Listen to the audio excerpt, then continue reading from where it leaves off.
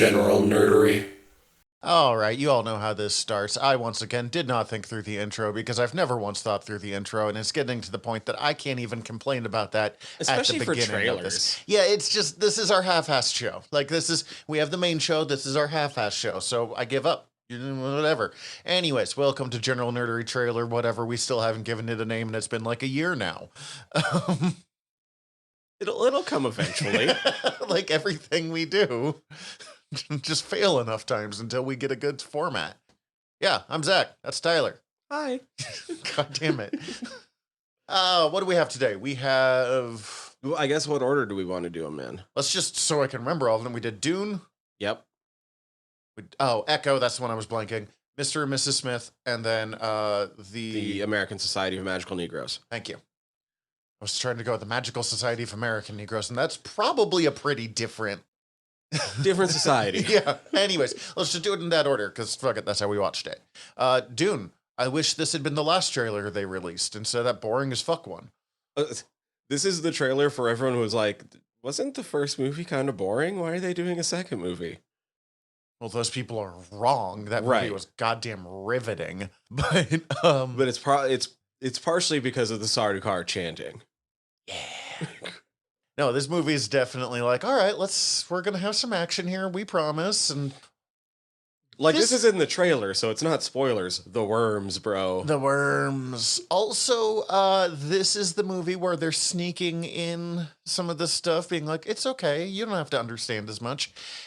Because they definitely make Paul Atreides look more heroic / benevolent in this one, I think, than like every other trailer they've done. While Paul Atreides is a dictator. Yeah. Which, look, Villeneuve still is continually saying, like, he wants to do Messiah to put everything more in its proper place. And, like, Paul is supposed to be an interesting, varied character. He's one of my favorite characters in fiction. There should be admirable things about him. You just You have to understand who he is at the end of the day. You can't Luke Skywalker him. Like, that's the weird balance. It's like, the people online who don't understand that just because Doctor Doom has noble qualities doesn't mean he's not a fascist piece of shit. Right. I know that's a very specific example, but I'm a giant comic nerd, and like that is the number one thing that drives me up a wall. People are like, no, Doom's the real hero. His name's Doctor Doom. Shut the fuck up. The costuming in this continues to be it's fantastic. always been fucking incredible, but like getting to see some more of the Bene Gesserit stuff and the Reverend Mother stuff, because was that the Lady Jessica? Yes. In the whole in the big thing. in the whole thing. Yeah, if you watch the trailer, you will know what we mean by the whole thing. It's with like the multiple chains. Yeah, it's hard to explain, but she looks fucking great. I don't know why I have a hard time just calling her Jessica. It's always the Lady Jessica. Like Damien Hellstrom, Son of Satan, the Lady Jessica. Certain things you just don't really abbreviate. Oh, you get a second of him using the voice. That was fucking cool, and that's always been one of my favorite bits where he's just telling off the Reverend Mother. I can't think of her full name. She's Gaius. Gaius Helen Mahiram or something like that. I don't know. It's been fucking years. Chani has more character in this trailer than she did in 2 novels. Yeah. And I mean, we talked about that. Anytime we've ever talked about the Dune stuff, Zendaya actually gets to be a person. And while I didn't dislike Chani in the books, she was the wife that wasn't a wife. Right. I wonder, I mean, we still haven't gotten to see any little bits of Aaliyah. No, but they will still be hard pressed as like weird and mixed reviews of the David Lynch Dune. They're never gonna beat her for sheer fucking giving me literal nightmares factor. Oh my God, so good. I don't know what it is about that little girl and the voice. Like, it shouldn't be scary because it's the just voice so and the tacky, eyes of Abad, and but it's legitimately, that woman, that little girl, gives me like the heebie-jeebies. I want it here. Like, I want to see the big battles. Yeah. I want to see the nukes. We'll 100% do an episode on this. Like, we're very aware of this. This is Dune. It does sound, if Villeneuve does get to do Messiah, he's actually planning on doing a movie in between first, which almost is even better because then you have that little, they get to age some and then get the actors back. Oh, not a Dune movie in between. Okay. No, like do just like go off, fuck off and do his own This thing. makes sense. I was like, what the fuck are you going to put between Dune and Dune Messiah? But I understand now. Mm-hmm. Yeah, I'm into that. I just want them to do Messiah because I think Messiah is the most underrated Dune novel. Like, I mean, I think we've mentioned it before. Messiah is like, if you didn't understand the themes of Dune, he's they just kind of spell it out for you. Well, and Messiah's got so much more political intrigue, and I'm such a sucker for politics that it's its own thing. Timothy Chalamet continues to look good as Paul. Yeah. God, everybody continues to look good in all of their roles. Yeah. Walken still as the Emperor. That's the only one that I keep getting yanked out of it, but in fairness, I got pretty yanked out of by Jason Momoa, but that's just because you don't hire Jason Momoa to be anything but Jason Momoa. Like, I mean, if he's going to be any character in Dune, it has to be Duncan Idaho. Yeah. And I guess, what's his name playing the Beast Raban? Oh, yeah, Batista. Batista. But also, like, he did everything that I need out of the Beast Raban. He actually is intimidating, too, and, like, dangerous looking, as opposed to the bad casting of the Beast in the David Lynch one, where it was just a fat dude. I'm not even trying to fat shame. He just was... It's just who he was. The only thing I remember about him is giggling and I think eating a turkey leg. Like, he's just... Bring in Fade and Raban. Yeah, he was there to look less hot than Sting. Which is easy to do. Especially, like, 80s, probably on a lot of cocaine Sting. Yeah. Then what did we watch? Echo. There's not dick to talk about from this trailer, but it's a good trailer. Here's what there is to talk about for this trailer. They are fully embracing the fact and putting it up front that it's going to be TVMA. Yeah, this is going to be violent as fuck.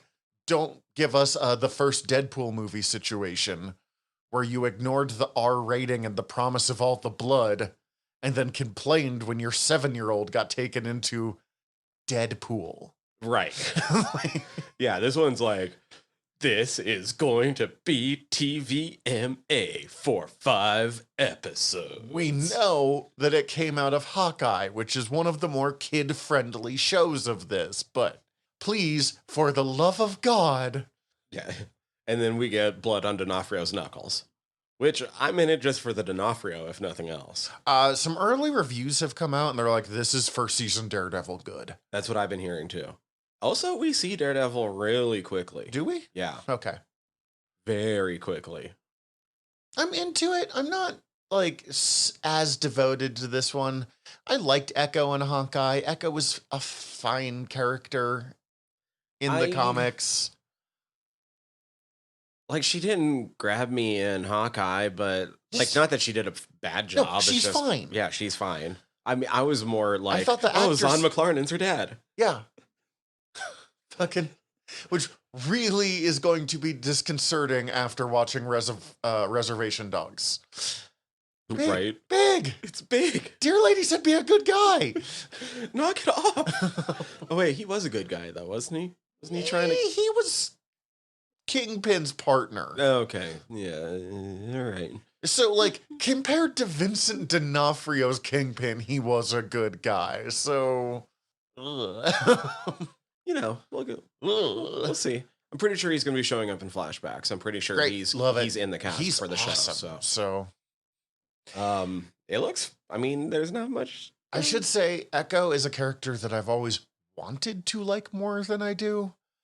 Because I think the concept is really fucking cool. And there's some books that's come out recently of her that I really want to read. the Taboo Oh. written Daredevil and Mhm. Echoes mini. I really want to check out, but like the run that the first storyline was pretty good, but it didn't really go anywhere. And then she joins the Avengers, and it was like a good idea, and then doesn't really go anywhere. And then they made her the Phoenix later, and I don't really care about that one. If you're not part of the Jean Grey family line and you're the Phoenix, I'm not actually that interested. She was super useful when Miss Marvel dropped in Snap. Just fuck up your Miss Marvel plans, yeah. Just Echo in the middle lane, turn 1. And then people forget that she's there. Anyway, that's the best part of Echo. People just see this 1-2 and completely forget what her ability is. The Cosmo effect. Mr. and Mrs. Smith. It looks fun. It looks fun. We've talked about this. We both watched the first movie. It came out, I think, when I was in high school. Mm-hmm. Had a lot of fun with it. It's I not really the greatest enjoyed it. movie of all time, but And it seemed to enjoy itself. And like, I'm not a huge Brad Smith or Angelina Jolie fan. Not Brad Smith. Brad Pitt. Fucking Christ. Justice Smith is going to be in the next one. I promise I'm not just that dumb. Brad Pitt and Angelina Jolie, like, I don't follow either one, but they're good actors. That was the movie where they became a thing. Oh, really? Yeah. Okay, so that's where their personal life got all fucked up. Yeah. But that's none of my business, and I don't care. I remember we were watching the trailer, and I was like, they're not going as overtly sexy in this one. And then next scene, I was like, oh, okay. They're not going early 2000s overtly sexy. Like Right. my brain was going. I can't tell from this trailer if they're going with the exact same plot line of two people, neither one knowing the other is an assassin, get married. It seems like they're on like they know that each other's an assassin, right? Yeah, but like that they're on a mission together. Yeah, that's what it came across as to me as well. Like two people forced to pretend they're married or be married for a mission. That probably works better for a drawn out series rather than a movie. I don't disagree, but I actually really love the like base concept. That neither of them knows until explain they have to Mr. know. and Mrs. Smith in 2 sentences. Two assassins fall in love, get married. Neither one knows the other is also an assassin. Right.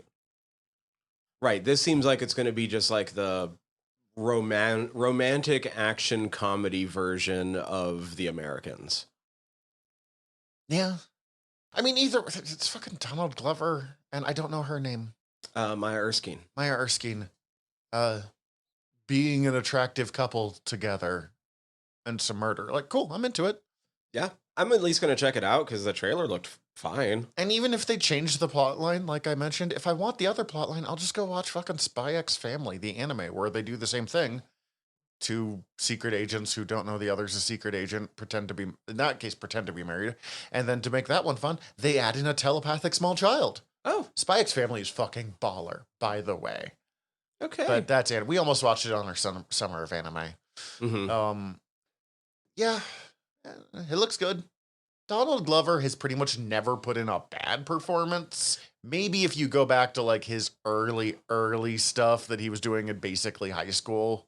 I was about to say, like, his stand-up special was fine. Is that the one where he has the story about his friend dropping a deuce in the fake toilet? Because I don't remember. It's been a while since I that watched one made me laugh so fucking hard. I think it's weird. I remember there being like really good bits and then really bits that seemed very unpolished. There were some laggy bits. He did it. Especially in his earlier career, he was doing a lot of stuff of like, I'm trying everything and seeing what lands in the same way that his Childish Gambino stuff, some of it's fucking incredible. And some of it is, I mean, I'm not a hip hop guy, so I'm not a great judge, but some of it was fucking forgettable. Yeah, that's true. I do like most of it though. All of it's better than anything I will ever make in my life. So like, I'm not. Oh, I guess Donald Glover is a good segue. The American Society of Magical Negroes. I'm wondering how many people are going to get the joke. As someone who, I don't remember what fucking VHS I had as a kid that had the Legend of Bagger Vance advertisement. Yep. And I always wanted to watch it. And then I watched it and I was like, this is kind of fucking weird. It's not a terrible movie, but it's also fucking weird. Mm-hmm. But anyways, this was Bagger Vance is probably like the best example you can give of the trope. I mean, literally, magical Negro. I can only say that because of this is the movie we're talking about. The magical black person making white guy's life better. Based off the fact that we had the trailer, and then if you looked at the like YouTube thing right next to it, it was someone being like, "What is this fucking movie?" weird and offended by this movie. A lot of people aren't going to get the joke, but that's fine. They had to go in knowing that this was going to be a thing. Right. They're putting this out for a specific audience, knowing that the audience that they're putting it out for is going to get it, and other people aren't going to. I get the joke. This movie looks great. Yeah, I want to watch it. Part of, like, the first time I watched the trailer, I was like, part of me was like, oh man, they're almost going a little too hard on it. And then I went, oh, nope. I'm the wrong one here. Like, I had to stop and think about it and be like, this is exactly what the movie is critiquing. For those of you who haven't seen this trailer, one, stop this podcast, go watch this trailer. It is the one that is, I mean, I'm most excited for Dune because it's fucking Dune, and I've been a fanboy for over a decade, but for like 2 decades, 3, I don't know, I'm fucking old. I did not start at 5, so like 2 decades. So yeah, but you're like, math.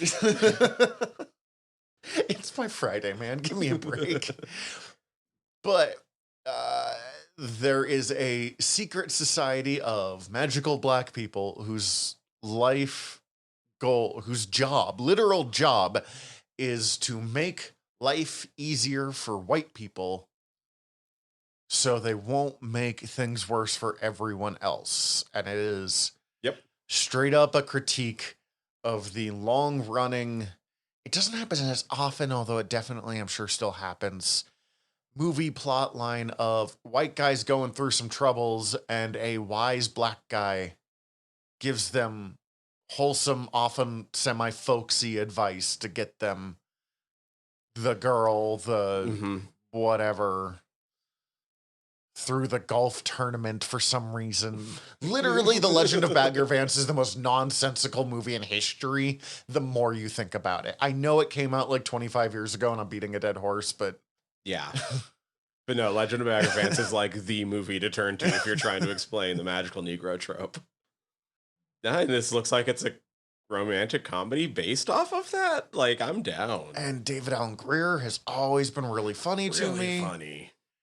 And someone I haven't thought about in a long time. It's wild to think the guy doing this used to do the intro stuff for fucking the Red Collar Comedy Tour. Mm-hmm. Like, you've got some fucking range, my guy. And honestly, I really like Justice Smith after Dungeons and Dragons. I still need to watch it. It's on Paramount Plus last I knew. So yeah, I'm getting to it soon. It's not a groundbreaking movie. I'm not promising everything I've heard about movie. it sounds like a lot of fun and that I'm really going to enjoy it. It's just that we've been covering Reservation Dogs, and when I put on that show, I just don't turn it off. I had to work really hard to not start season 3 yesterday, but we'll get to that. I think that's it. I think that's it too. All right. So, bye. Bye. Hi everybody, General Tyler here. If you like the show, please hit subscribe however you're listening to us right now. Also, if you could rate and review us however you're listening to us right now, or preferably over at Apple Podcasts, we would super appreciate it, as the whole world is ran on algorithms and we want to be all up in them, getting our voice out to more places. Also, tell your friends. We always appreciate that. If you want to get in contact with us, ask us questions, give us comments, email us generalnerderypod@gmail.com. You can also contact us through our website, www.generalnerdcast.com.